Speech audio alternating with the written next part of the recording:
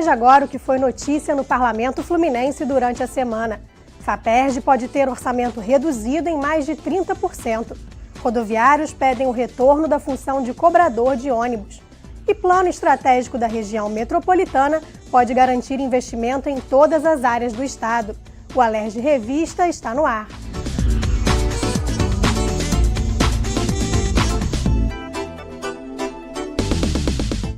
A Comissão de Trabalho da Alerj discutiu a situação dos rodoviários do estado que têm acumulado as funções de motorista e cobrador. Segundo o secretário municipal de Transportes, para que o retorno dos cobradores aconteça, seria necessário aumentar o valor da passagem em 4%. Durante a audiência, os representantes sindicais dos motoristas rodoviários relataram os diversos problemas que têm enfrentado com a dupla função. Dores na coluna, estresse e problemas psicológicos são os mais frequentes. O cobrador ele auxilia a gente em várias funções, né? Não só cobrar, mas em si também ajudar na colocação dos cadeirantes dentro do ônibus, né? A falta do cobrador implica também no acúmulo de passageiros ali na porta do ônibus, atrapalhando a viagem. O secretário municipal de Transportes, Fernando McDowell, concordou que o acúmulo de funções é prejudicial tanto para os motoristas quanto para a sociedade, que acaba tendo um serviço deficitário. Segundo o secretário, a Prefeitura do Rio já trabalha para acabar com a dupla função e apresentou um estudo de viabilidade para o retorno dos cobradores à capital fluminense. 4% o acréscimo, né? Mas você resolve o problema. O que não dá é o piloto lá que está, né, trabalhando, dirigindo, ele tem que chegar dar troco, discutir, pegar as coisas, sair dali para colocar a pessoa com deficiência. Representante da FETransport destacou o uso dos cartões eletrônicos, que, segundo ele, chegam a ultrapassar 80% das passagens. Também apresentou decisões do Superior Tribunal Federal e do Tribunal Superior do Trabalho, que dizem não haver incompatibilidade em exercer as duas funções. Ele vai ter o direito de pagar em dinheiro, fazendo isso por meio do próprio motorista, que, no entendimento do Tribunal Superior do Trabalho, não há nenhuma incompatibilidade entre as duas funções. Para o procurador do Ministério Público do Trabalho, é evidente que o avanço da tecnologia com o uso dos cartões eletrônicos deve extinguir a profissão de cobrador, o que, na visão dele, não tira a responsabilidade do poder público de dar contrapartidas aos motoristas, melhorando as condições de trabalho. O Ministério Público é radicalmente contra esse tipo de acúmulo de função e entendemos que é possível o poder público solucionar o problema, já que o poder público é que é o órgão concedente. Para o presidente da comissão, o deputado Paulo Ramos, a dupla função, além de pôr em risco a vida dos motoristas e dos passageiros, também contribui para o desemprego no estado. Ele prometeu um encontro na FETransport para tentar superar a resistência das empresas de ônibus em prestar auxílio aos motoristas. Constatamos que persiste uma resistência maior da representação patronal, da FETransport, sob o argumento de que o cartão, a bilhetagem eletrônica, já atende a 80% dos usuários, mas tem os outros 20%. O comitê gestor, que vai coordenar o Fundo Estadual de Cultura, vai ter o mesmo número de representantes da sociedade civil e do governo do estado. As diretrizes do fundo foram tema de audiência pública da Comissão de Cultura da Alerj na terça-feira. O Fundo Estadual de Cultura foi regulamentado por decreto em junho deste ano e tem como principal objetivo fomentar atividades culturais no estado, através de financiamento direto de empresas públicas e privadas.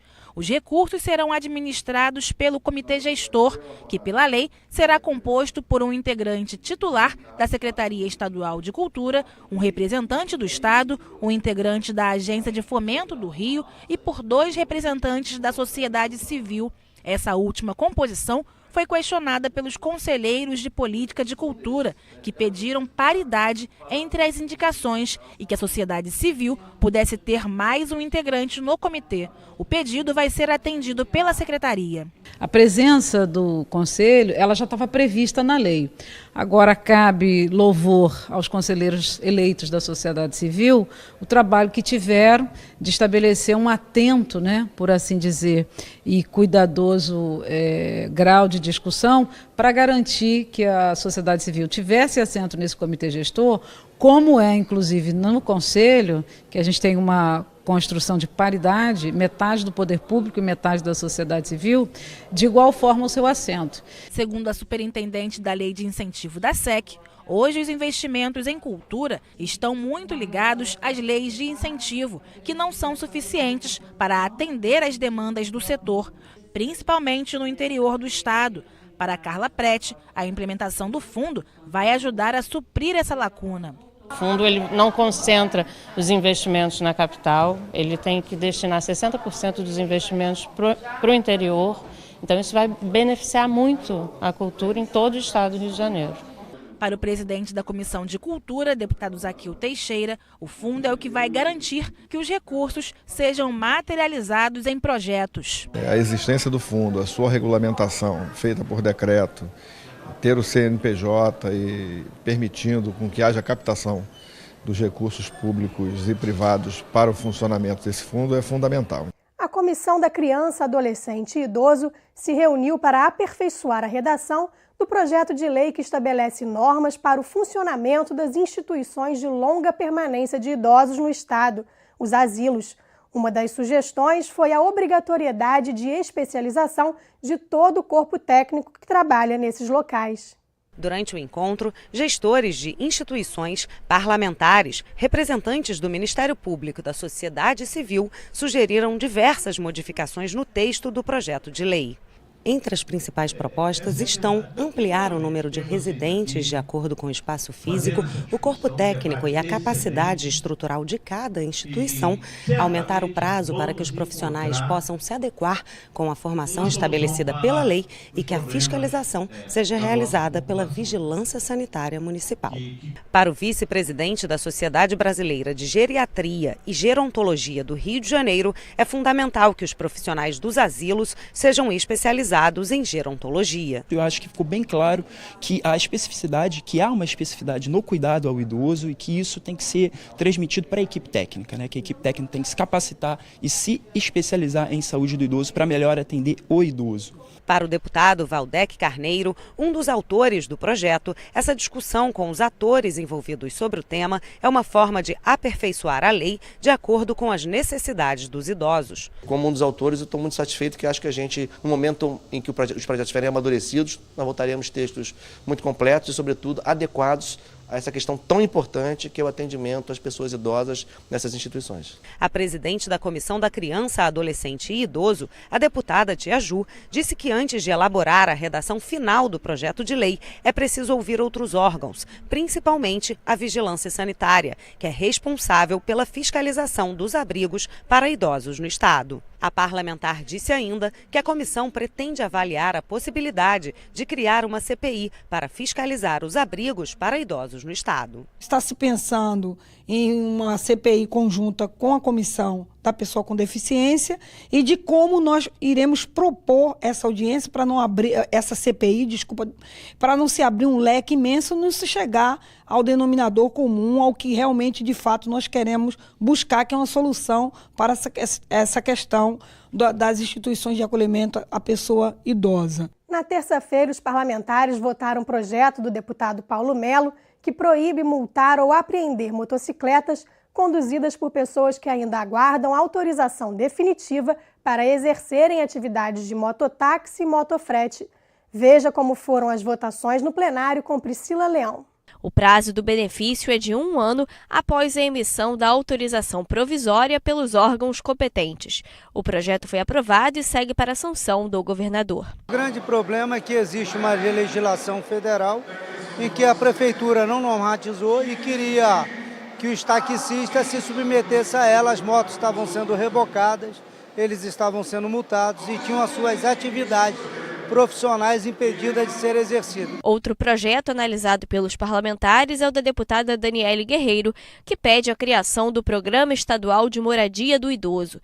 Os imóveis em conjuntos habitacionais deverão oferecer posto de atendimento médico, serviço de assistência social, restaurante comunitário e área de lazer.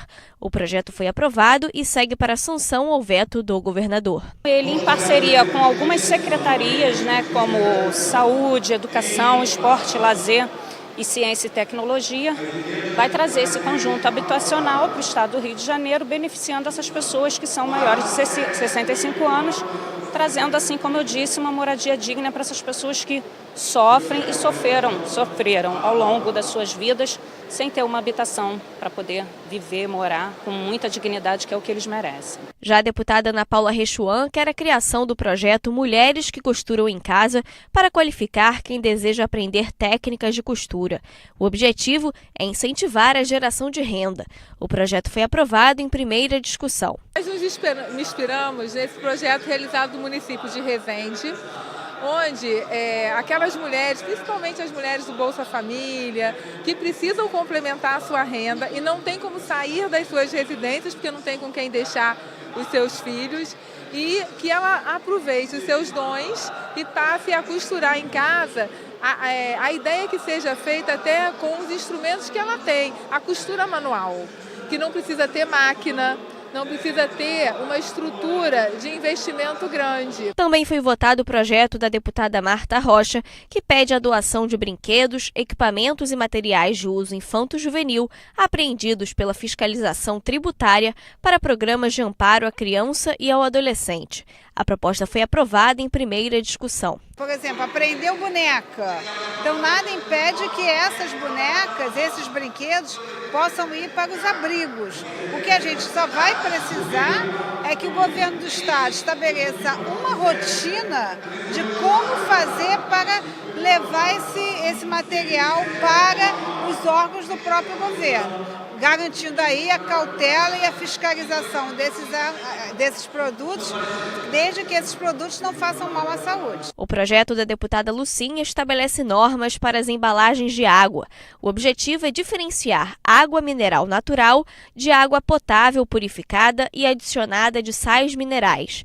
A parlamentar quer facilitar a identificação pelo consumidor na hora da compra. O projeto foi aprovado com a inclusão de emendas e retorna a pauta para outra discussão. O que nós não podemos aceitar é, no momento que a gente vivencia hoje, que o Rio de Janeiro é o quarto consumidor de água mineral no Brasil, em termos de consumo, a gente tem uma água que a população não sabe identificar. E, ao mesmo tempo, não existe uma legislação sobre isso. Nós pretendemos, sim, através dessa lei, dar essa transparência para a população. Foi discutido o projeto dos deputados Jânio Mendes, Luiz Martins e do deputado licenciado Tiago Pampolha, que estabelece penalidades administrativas aos clubes de futebol cujas torcidas pratiquem crime de racismo. O projeto recebeu 12 emendas e precisa passar mais uma vez pelo plenário da Alerj.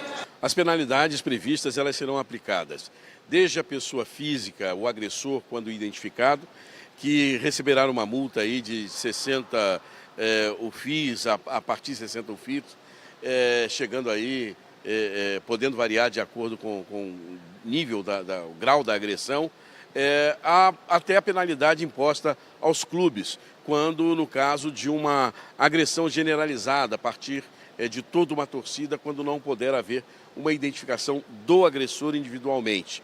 No próximo bloco, FAPERJ pode ter orçamento reduzido em mais de 30%. O Alerj Revista volta já.